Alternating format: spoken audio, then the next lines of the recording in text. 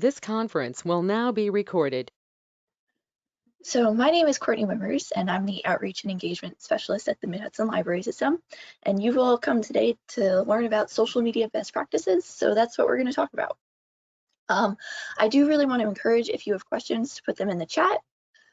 I really want this to be, oh, it says I'm fading in and out. Am I fading in and out for everybody else? No? Okay, so that might be a tech issue on your end then. And you might want to talk to Kirsten or adjust your headphones.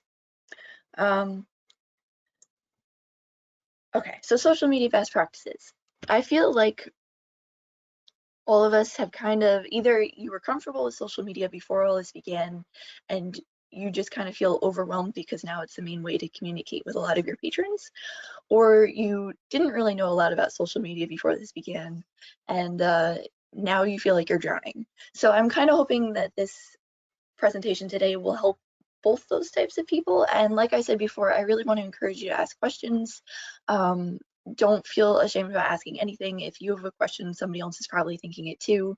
And I really want to encourage chat questions. So if you come up with anything during the presentation, definitely stick it in there and we will do our best to answer them. If we don't know the answer, we will find out. So let me click here. So I first wanted to start off by saying, take a deep breath. I don't know how many of you are like this, but this is my constant state right now. I just feel like I need to be doused with lavender to calm myself down.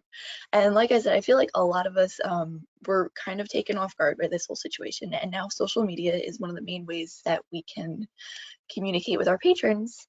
And it's kind of overwhelming and it's a lot. So I just want to say, if you feel like this, you are not alone, and probably many other people on this call also feel like this. And if not, I at least do. So no, you're not by yourself. One of the questions that I've gotten is people asking if they should be posting more since people are home more frequently. And I'm going to say no, because staying home does not equal more time to be on social media. First off, I know a lot of us are working from home. I'm working from home my normal hours, so I don't really have more time to be on social media, so that's not necessarily true for everybody. Two, people are overwhelmed.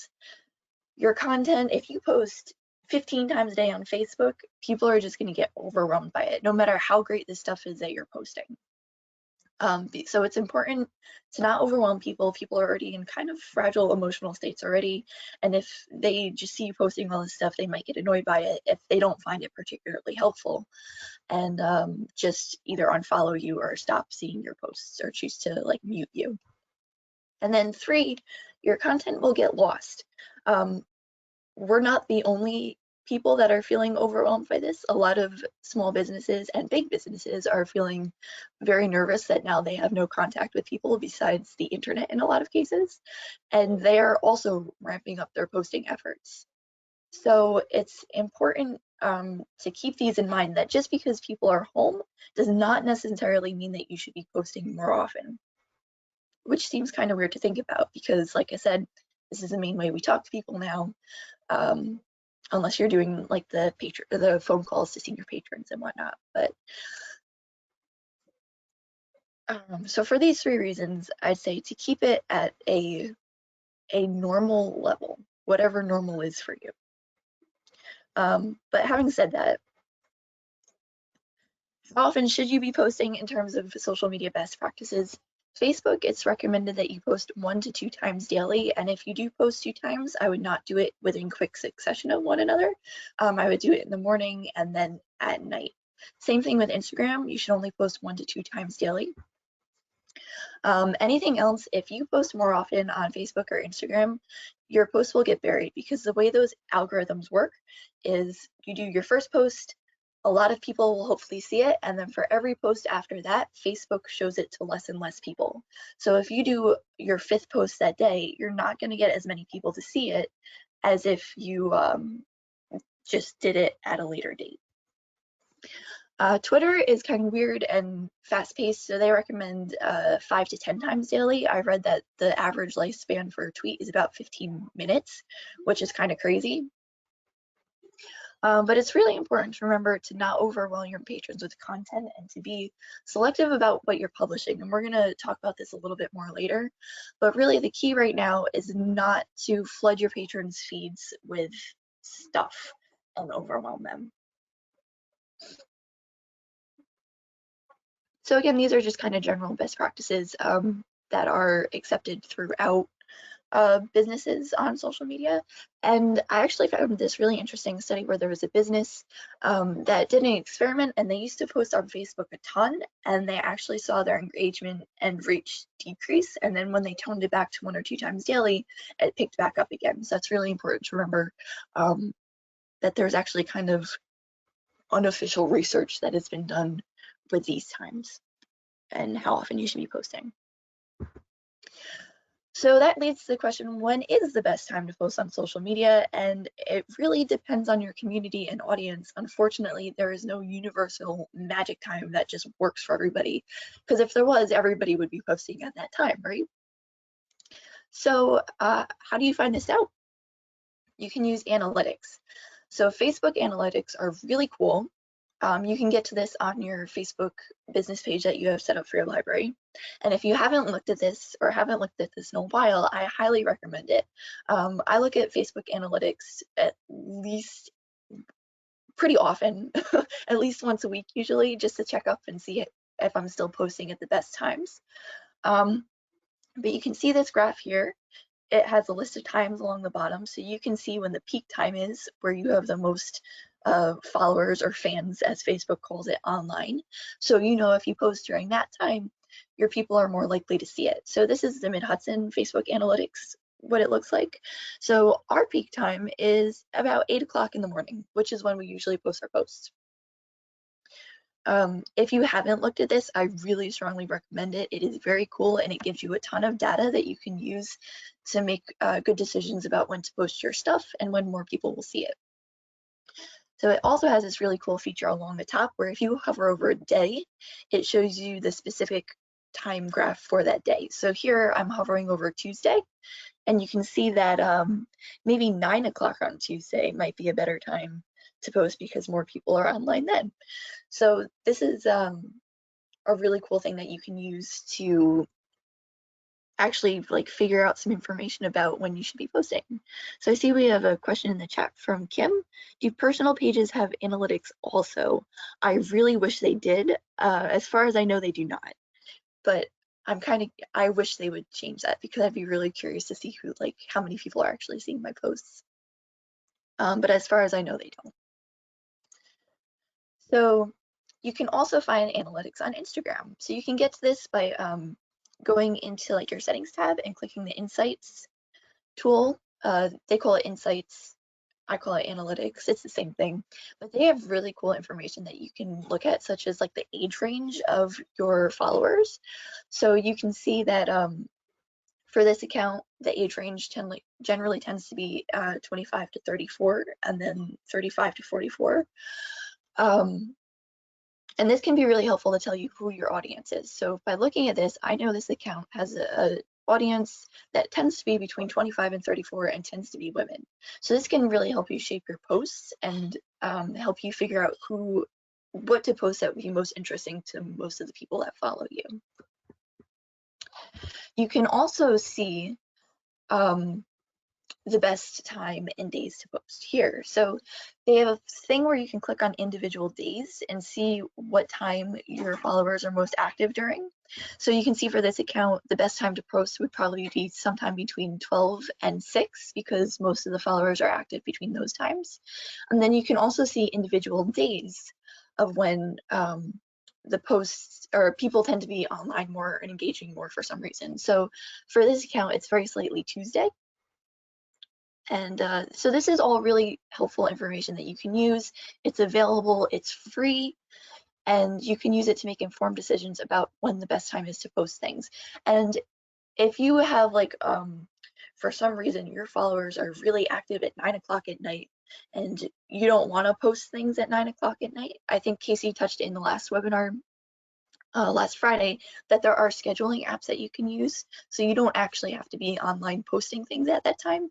You can use scheduling apps like later to schedule that for you, and then they'll post it automatically, and you don't actually need to be looking at the library's Facebook or Instagram page at 9 o'clock at night if you don't want to, which is kind of nice. Got to set boundaries now, especially in times like this. So another question that I got from somebody is, how do I estimate the number of participants in my virtual story times on Facebook? And the outreach coordinators of New York State are actually kind of working on a spreadsheet for people to keep track of online programs, but it's not quite done yet. So I'll be sharing that out at some point. But I would suggest that you look at the number of unique video views. So this is what the analytics looks for, like for a video post on Facebook. So you can see interesting things like how many people viewed your video for 10 seconds, how many people viewed your video for 3 seconds. This one's not quite that accurate because it's only a 3-second video. It's a GIF, so yours might look a little bit different if your video is like 3 minutes long or stuff like that. But this, I just wanted to show you what it looks like. You can click on these tabs on the side, so you can look at audience retention, how long did people watch your video. You can look at the audience engagement, which gives you like the demographics information. And we got a chat question from Pine Hill. Is this info also on the analytics page? It's yeah, it's in a slightly different spot, but it's all on the same like insights back page on Facebook. So if you kind of go into insights, you can click on your posts. This is me clicking on an individual post and it shows the video details. If that's not clear, let me know. And if you have more questions, I'd be more than happy to like walk you through it. It's pretty cool. So somebody said, some publishers ask that we delete these videos immediately. Facebook makes this an option right after you end the live video. Is there a way to check this before we post it to our feed? So I believe when you post a live video, you can see the number of viewers that have watched the live video before you delete it. So that is my guess on that. I'm not sure if that makes sense or not, so tell me if that was not clear.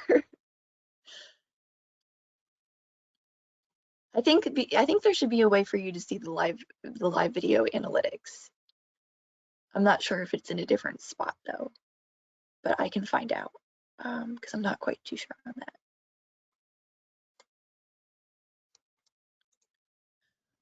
So this is kind of a zoom in on the bottom bar where you can see the estimated reach, the 3-second video views, the 10-second video views, the unique 3-second video views, and the post engagement. So somebody asked whether or not they should go based on the reach or based on the video views, and you can see there are two very different numbers here.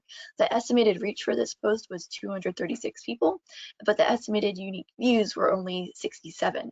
So I'd say if you want to get an actual count of how many people are actually watching your video, not just like scrolling past it, to go by the unique video views. A publisher asked that we disable the share feature on our video. I've not been able to find a way to do that. Do you know how? Not off the top of my head, but I will find out because I'm very curious about that now, because I know a lot of publishers are setting up these restrictions on like how long you can keep posts up or if they have to be deleted right away, or apparently disabling share features. I don't know off the top of my head if there's a way to do that, but I will find out because I think that's good information to know. You might have to change the video settings to private. I'm not going to talk too much about that because I don't want to give you wrong information. So, but I will look into that, Lily. That's a good question. So just to kind of recap on this, if you should be keeping track of the numbers of people that are attending your virtual story times. The state's not asking for them officially yet, but they might, and it's just kind of good information to know for yourself, so that way when all this is over, you can say we had like 3,000 people watch our virtual story times on Facebook during the COVID-19 pandemic. So it could be good marketing tools for you. So this is kind of like the good rule of thumb to go by right now, that if it's a live event, if you're doing a live virtual story time, use the number of live viewers. If it's a recording, use the number of views after 24 hours. And it's good to keep track of the number of comments for both live videos and recorded videos. So this brings us to our next part, is what should I be sharing right now? Like I said kind of in the beginning, I know a lot of us are really overwhelmed and just kind of want to like vomit out information at our patrons and share everything. But we got to really think about what we're sharing and make sure it's useful and appropriate and timely in all of these fun things. So first thing you should be sharing is pretty simple and obvious. It's like our main thing to offer right now that our facilities are closed is our online resources. I've seen a lot of libraries doing a great job with this already, and Mid-Hudson has made a ton. Actually, Kirsten was responsible for most of these. She's made a ton of online resources, marketing tools that you can share very easily. They're on our COVID-19 resources page, and you can check them out there. You can download them, you can share them to Facebook, Instagram pretty easily. So I just see a question from Donna. Is Facebook the preferred method among libraries for story times? I would say chime in here if I'm right or wrong, but Donna, I would say yes. I've seen most people doing Facebook live streamings or Facebook video recordings for virtual story times.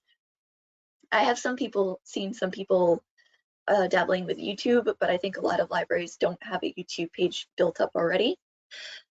So if you have a YouTube page set up and you have an audience on there, it might be a good idea to do it there as well. But I've seen most libraries use Facebook because, as somebody said, you already have a built-in audience.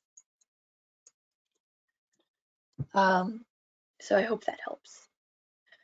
So online resources, like I said, you can find at the COVID-19 resources page. It's under the tab Marketing Online Resources. And if you click on any of these little toggle things, it'll drop down with a list of images that you can use. And then we've also provided some captions for Facebook, Instagram, and Twitter that you can just copy and paste if you want.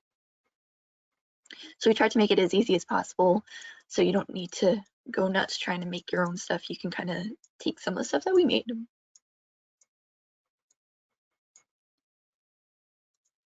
Another thing you should be sharing is essential local information. I've seen a lot of libraries do a great job with this as well. Phoenicia has been sharing a lot of local information, such as the Ulster County Crime Victims Assistance Program, which is super important because I've seen statistics that say domestic violence is on the rise, unfortunately, with a lot more people staying home. So that's an important essential piece of local information to share out. Also, the COVID-19 emotional support hotline, just things like this, whether it's in terms of food pantries, food assistance programs, emotional support programs, mental health, things that are happening in your community that you think would be really helpful and provide valuable information for your followers to learn about. And a good place to get this kind of local information is from your local organizations or businesses. Dutchess County has been sharing out a lot of great information. So if you're not hooked up with your local town websites or Facebook pages, I would definitely suggest checking those out to find this information.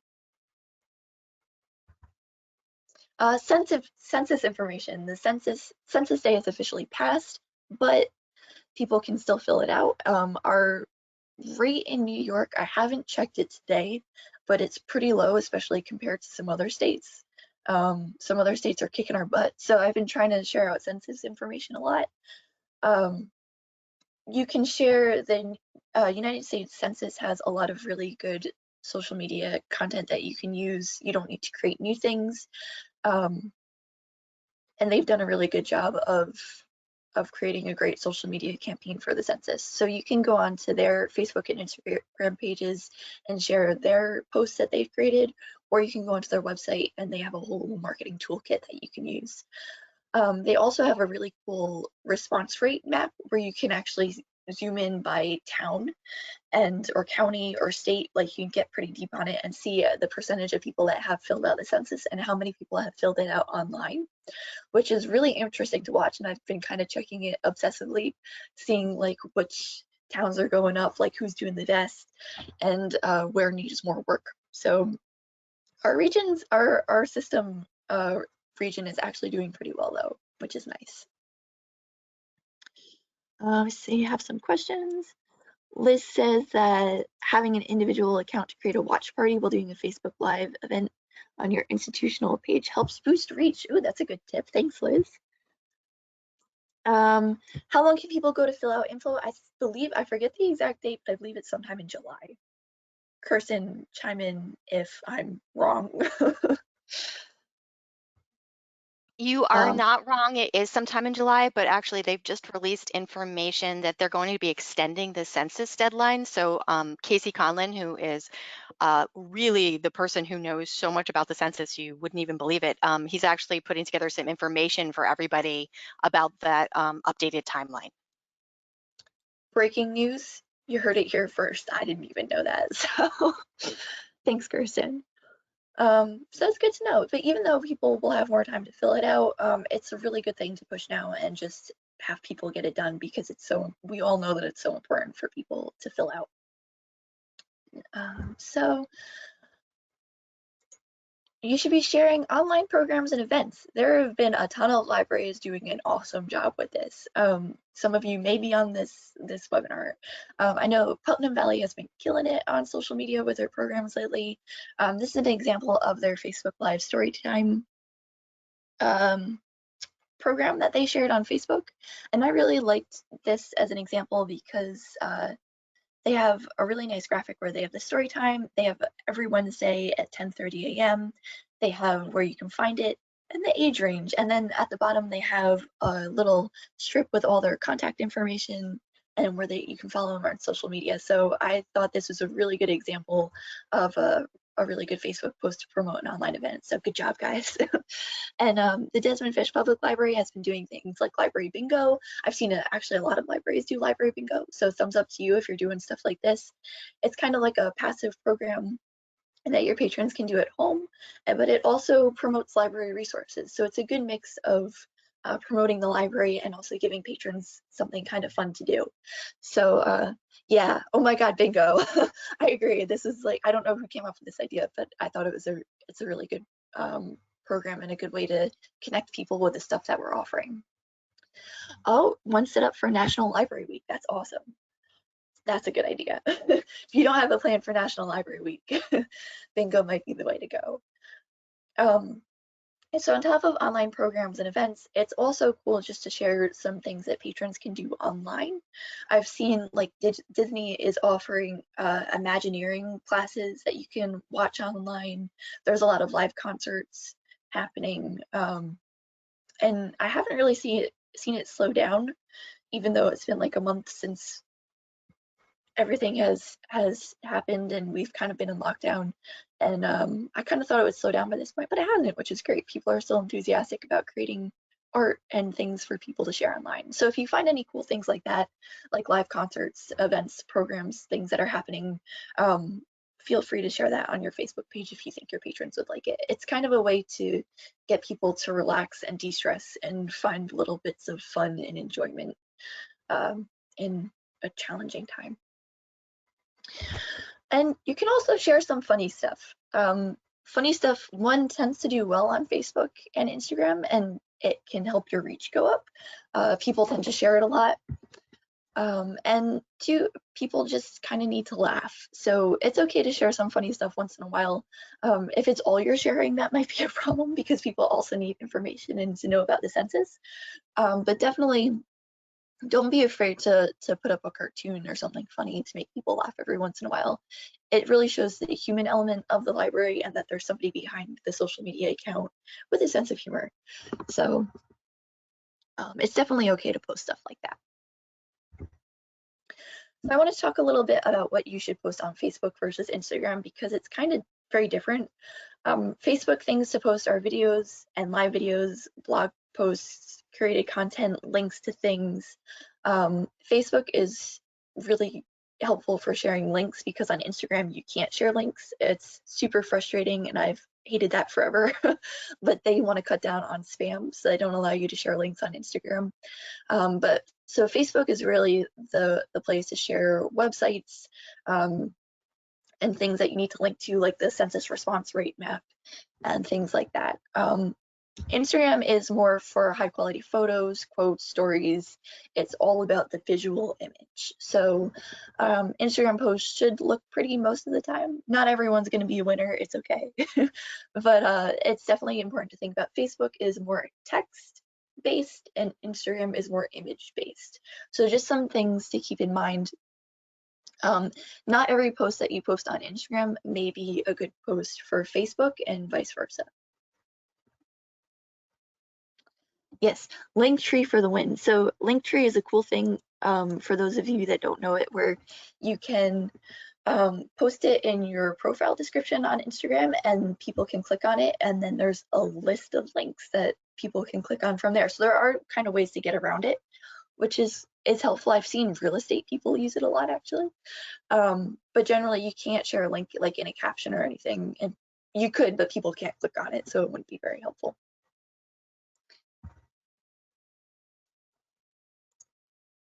So next I want to talk about quality over quantity, and it's really more important to have high quality posts than a high number of posts, because like we talked about in the beginning, people are overwhelmed, your content will get lost, and people won't see your stuff. So it's better to have 1 or 2 high quality posts per day than 5 posts that are just kind of like okay, and that people might not see anyway. So how do you achieve quality? First, don't post low resolution images, especially on Instagram, because like I said, Instagram's all about the visual aspects. So if your post doesn't look nice, people are going to be confused pretty much. So on Facebook too, people are more likely to share stuff if it's visually appealing. So if you are posting a picture on Facebook, if it's pretty, people will share it.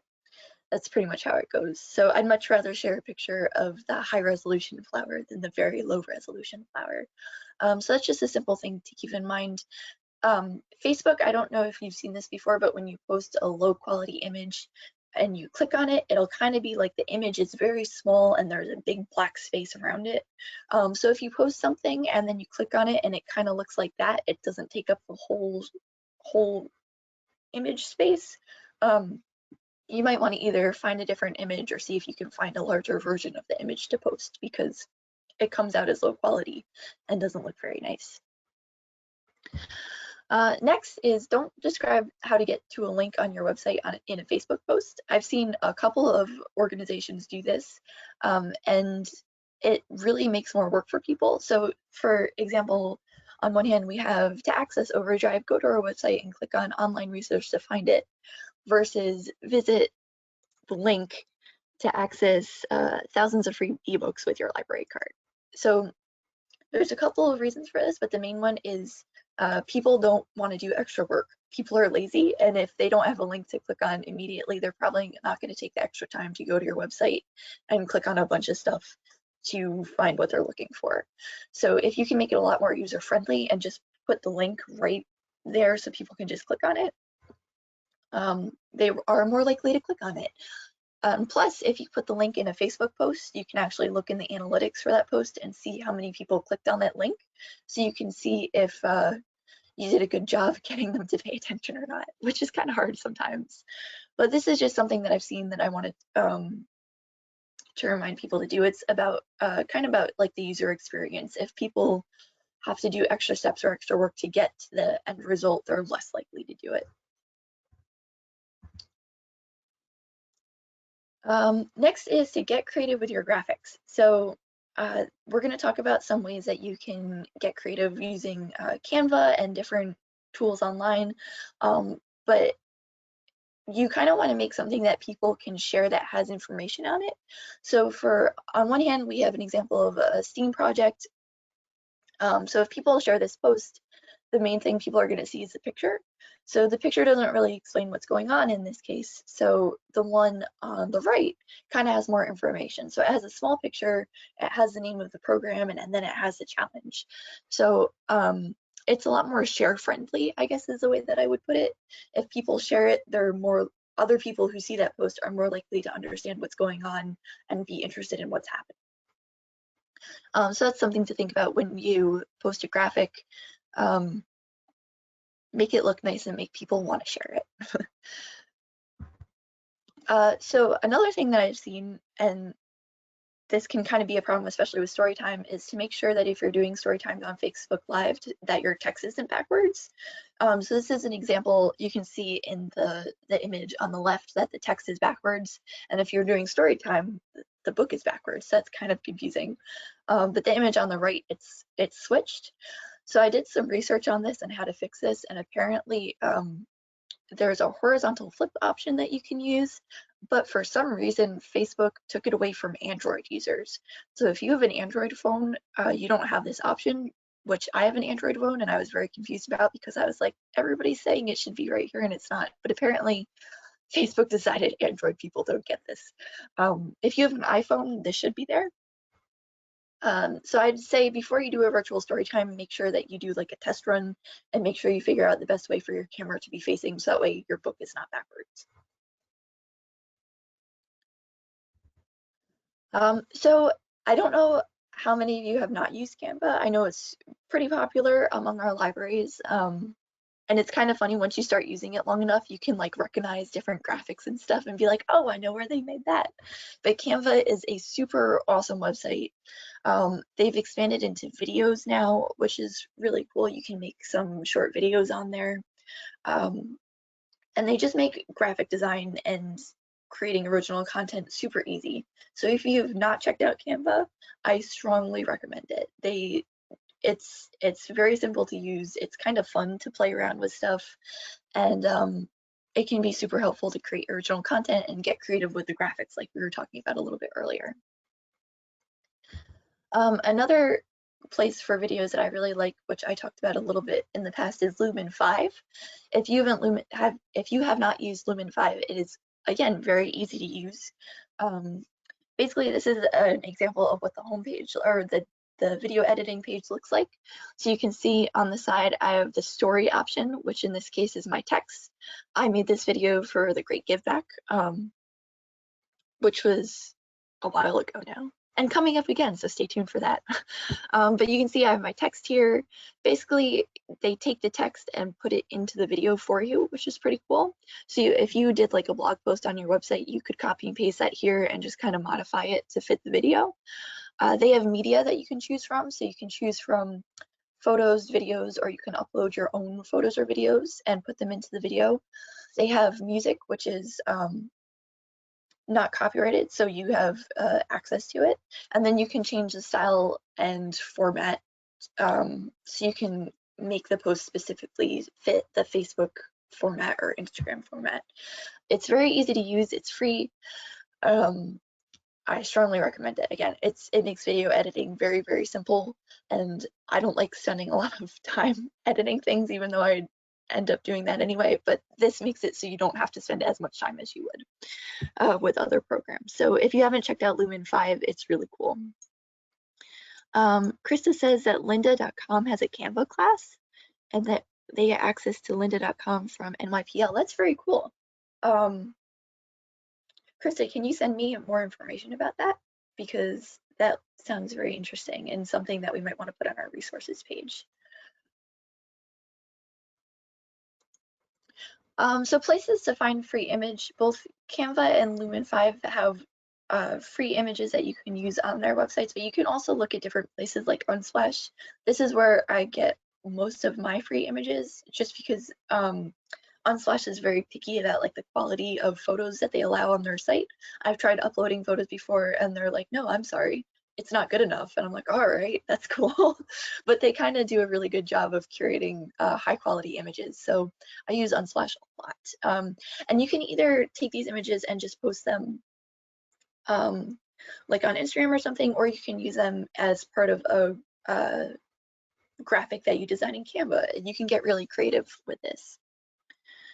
Audrey says Pexels, I think I said that right, is a good site for this as well. Some overlap with Unsplash, but different stuff too.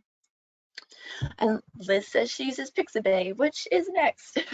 Pixabay is usually my second go-to. If I can't find something that I really like on Unsplash, I'll go to Pixabay. And I find that they have pretty different stuff most of the time. So if I can't find what I'm looking for on Unsplash, I can usually find it on Pixabay. I like Pixabay too because they have both images and stock videos that you can use. So you can use videos, and you can download videos and put them into either Canva or Lumen 5. And it's a good place to find stuff like that. So I really wanted to open up this time for questions now. I am toying with the idea of unmuting all of you. So if you have a question, you can ask it or talk. So we're going to try that for a second and see how it goes. So if you have a question or a comment or a thing that you want to share that you've been working on that you're really proud of, that you want everybody to know about, I'm going to unmute you now. So if you don't want to talk, just mute yourself. Here we go. So you should be unmuted. So if you want to talk, you now can talk. Okay, I'll jump in because I'm ready. I have so many questions. This is Margaret from Elting Memorial Library. I'm normally the collections manager in the historical collection. But when I started, everyone was like, "You're young and you know how to use social media. You have access to our Facebook." I created the Instagram, and now I'm kind of also social media manager. And I know on Facebook, I'm part of a group called Museum Social Media Managers, which is helpful to a certain extent because it's primarily focusing towards museums. And I was wondering if you knew of any Facebook groups like that were more geared towards libraries. Yes, I'm part of one. I think it's called Libraries and Social Media. Let me just double check that I have that right. I get a lot of good information from there. A lot of people are bouncing ideas around. Yeah, it's called Libraries and Social Media, and it has over 10,000 members. So there's lots of different libraries represented there. Another one that I kind of get good information from is actually the Programming Library and Interest Group, which is more geared towards programs, but sometimes they share some good social media stuff on there too, or stuff that I can use for social media. So those are the two that I'm mainly on, and probably the ones that I use the most. But they're very good resources, and if you ask a question, people will jump on it and help you out. Yeah. So they're generally pretty supportive groups. All right, thank you. No problem.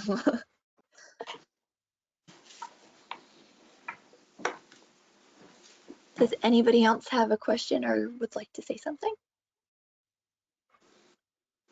I have a question. Okay. It's Liz from Phoenicia. I'm curious, it's sort of a side question, but we were talking about using Facebook Live for some programs. I'm wondering what kind of attendance people are seeing for their programs and how it relates to age groups and the media that they're using. I'll just say what I'm noticing so far is that our Facebook Live and Facebook video events for children are very well attended. We ultimately get hundreds of views per presentation that we do, but we've done. I'm going to say we have 4 or 5 weekly Zoom classes for adults, and I thought they would just be super popular, and I would say we get attendance from about 1 to 6 people, which for a small community is not that strange, but I'm just curious to hear about what other people are seeing. Thanks. So if anybody has an answer to that or wants to share it, you can feel free to talk or put it in the chat and see if you're having the same kind of numbers that Liz is having. I can jump in. This is Robin. I'm from Roloff Jansen Library. I was wondering kind of the same thing because I see that our children's virtual story time on Saturdays, and now they're doing craft something on Wednesdays, is quite popular, and they're getting quite a lot of attendance. And I'm doing virtual reference 3 mornings a week, and it's being advertised on our website, but I've had like one person.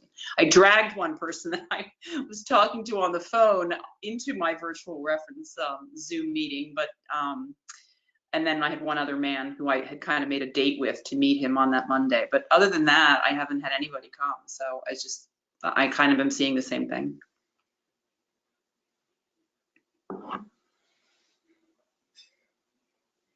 Anybody else want to jump in or share their numbers?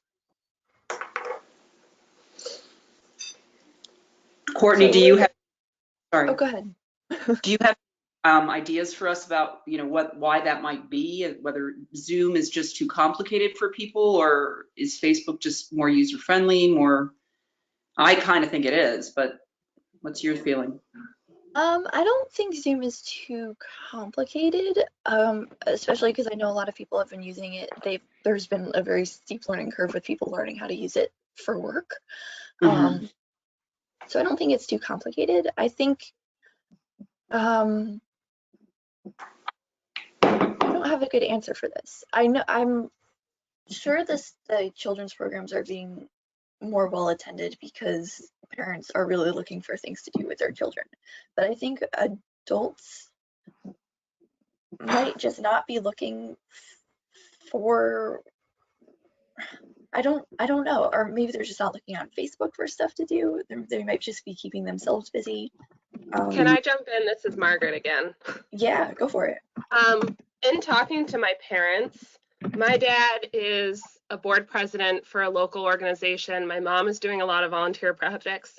And to a certain point, they're just done being with screens. They do their Zoom meetings. They have to talk to people via Zoom. So at a certain point, they're zoomed out, or they're social, like my mom is cutting off almost all social media at this point.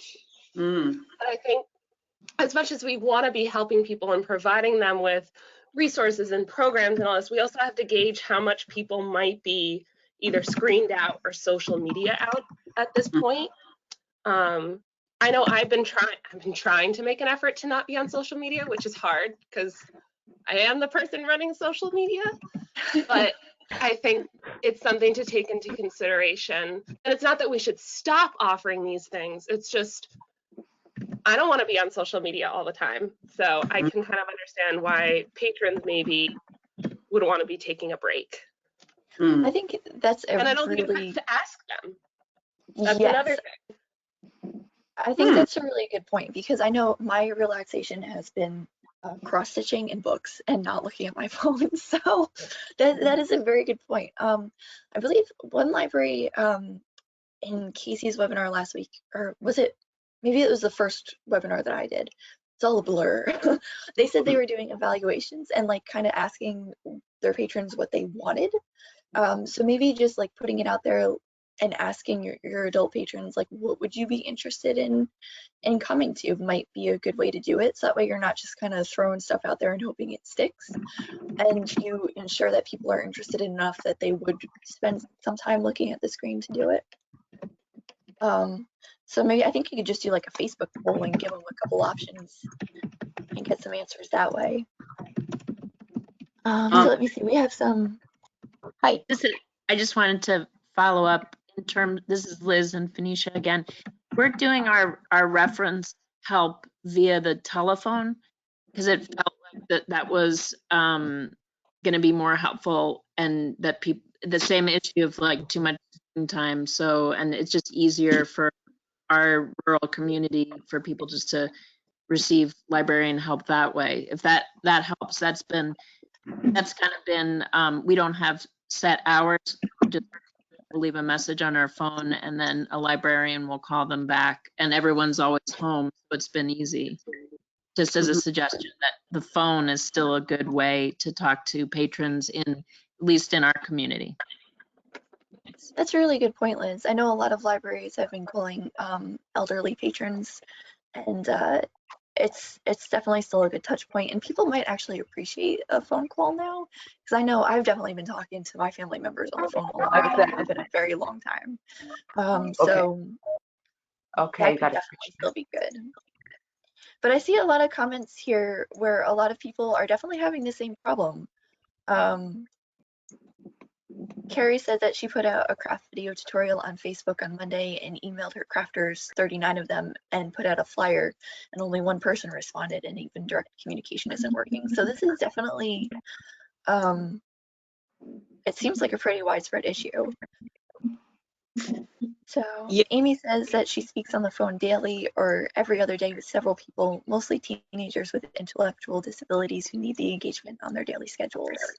One-to-one programs are on the rise. That's a really good point. So this is such a weird situation, and it's hard enough to try and figure out how to do like online programming, but also when the online programming you think will work doesn't work, then you have to try and figure out why, and that's very frustrating. But I think Amy has a really good point that one-to-one programs seem to be more popular than group programs.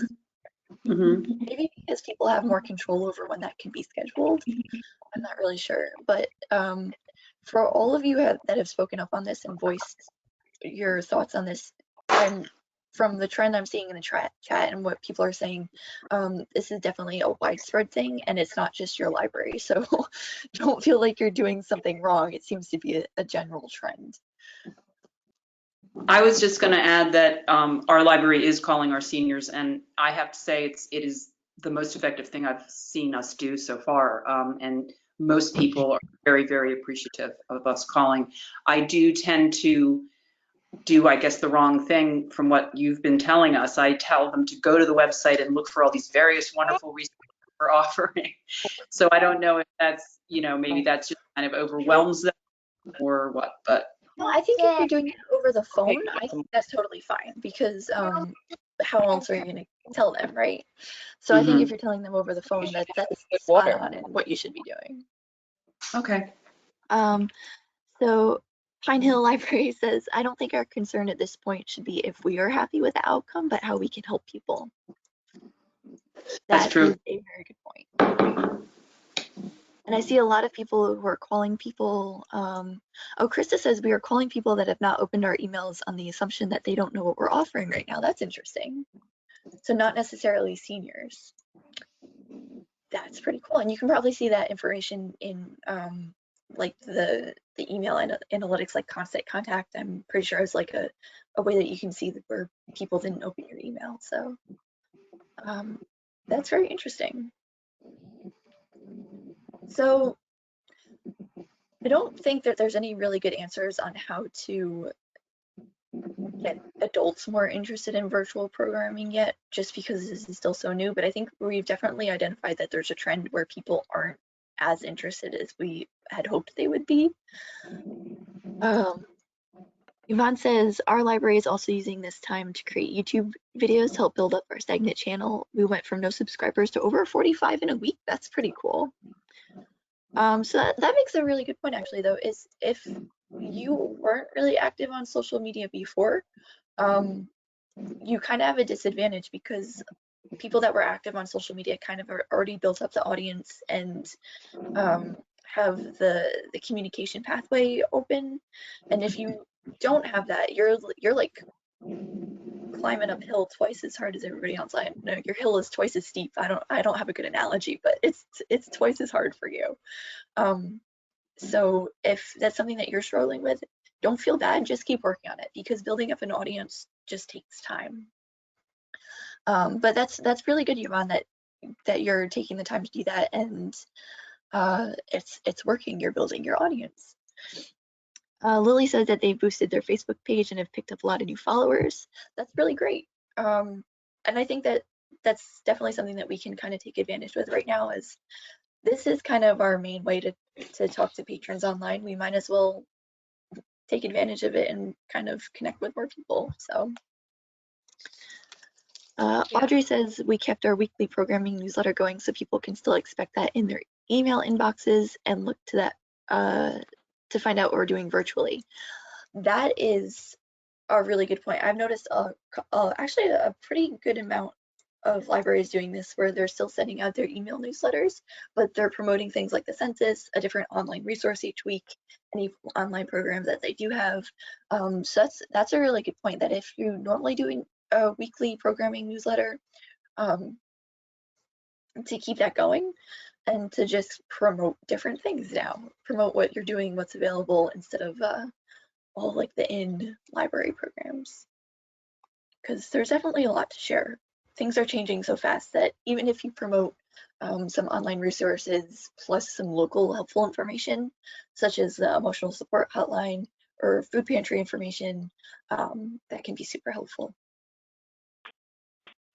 This is also a great time for, sorry, this is Margaret again. I know we can't see each other, so I should introduce myself. Margaret again. If you have a mascot or even like an unofficial mascot, you know, somebody that you have used before. So we have a stuffed moose head, like a stuffed animal one, not a literal moose head.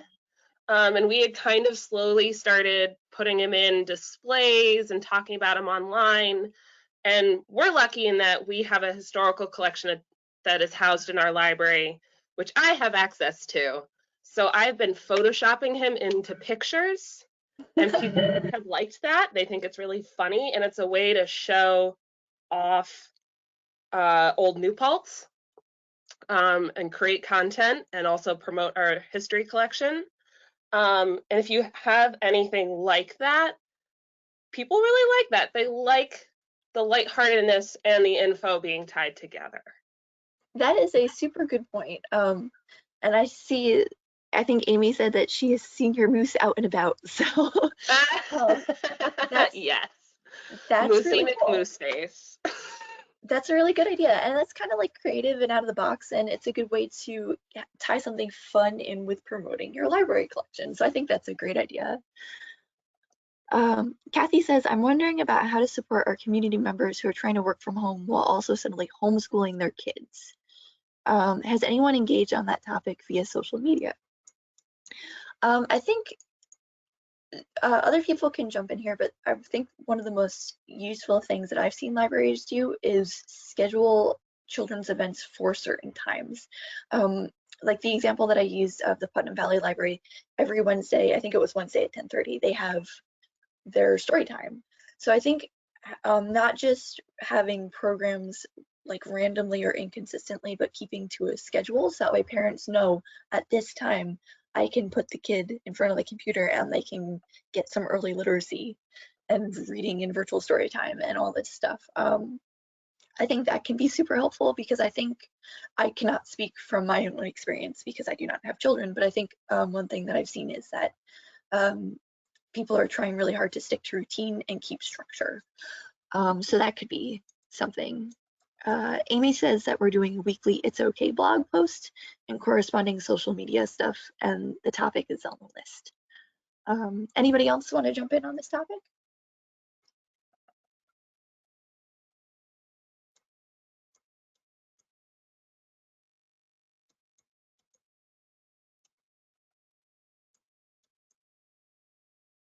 Oh, Amy says that people have asked her about how to handle this, so that's definitely another question that's on people's minds.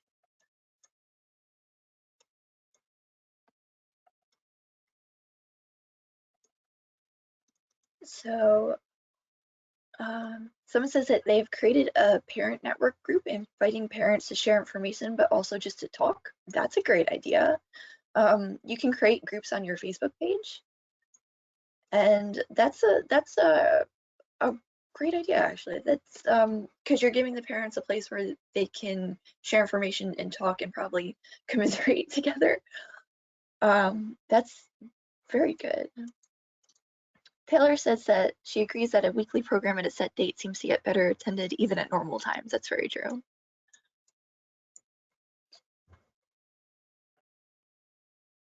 So I'm not sure if that helps, but so scheduling things, creating a space for parents to talk, and kind of maybe share photos of their kids that are driving them crazy.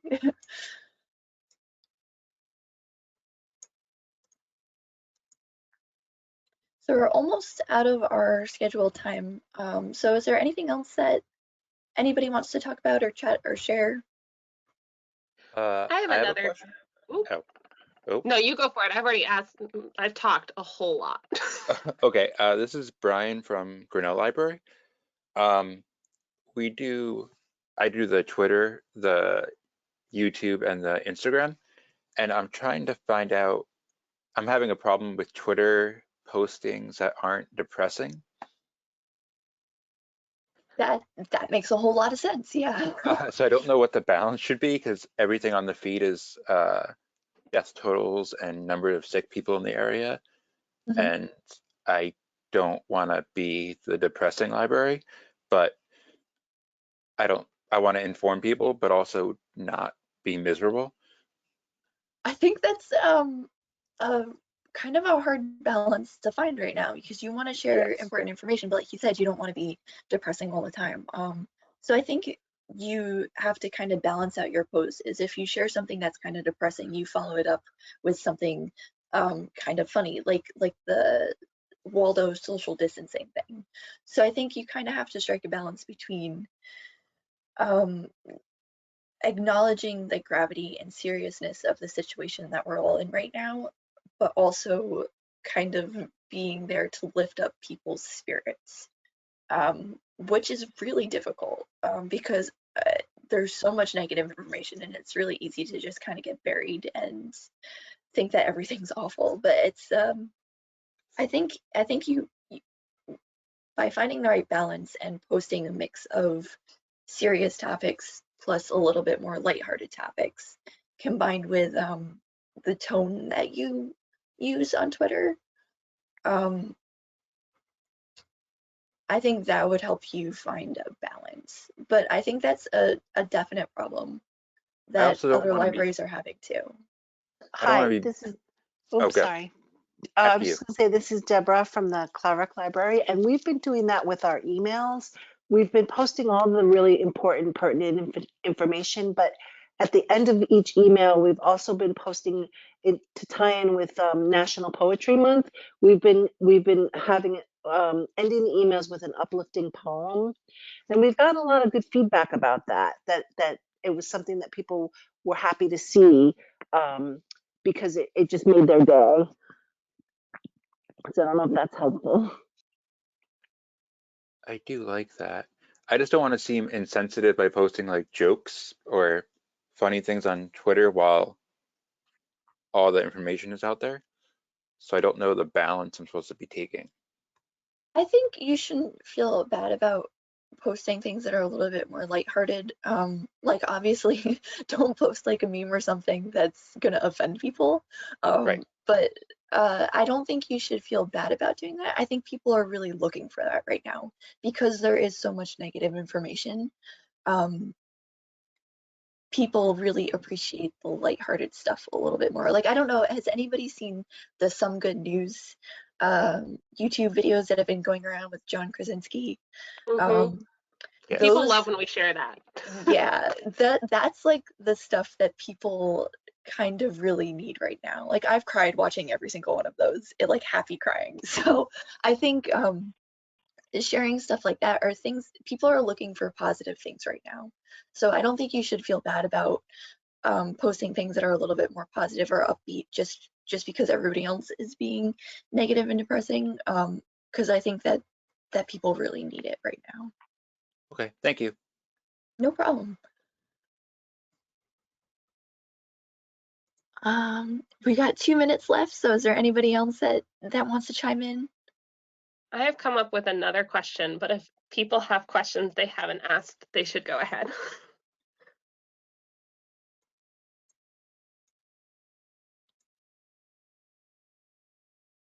Go for it. Yeah, okay. I've been looking to incorporate music into our story time because I have covered for our children's librarian before physically in the library, and I really like to incorporate music and movement into that.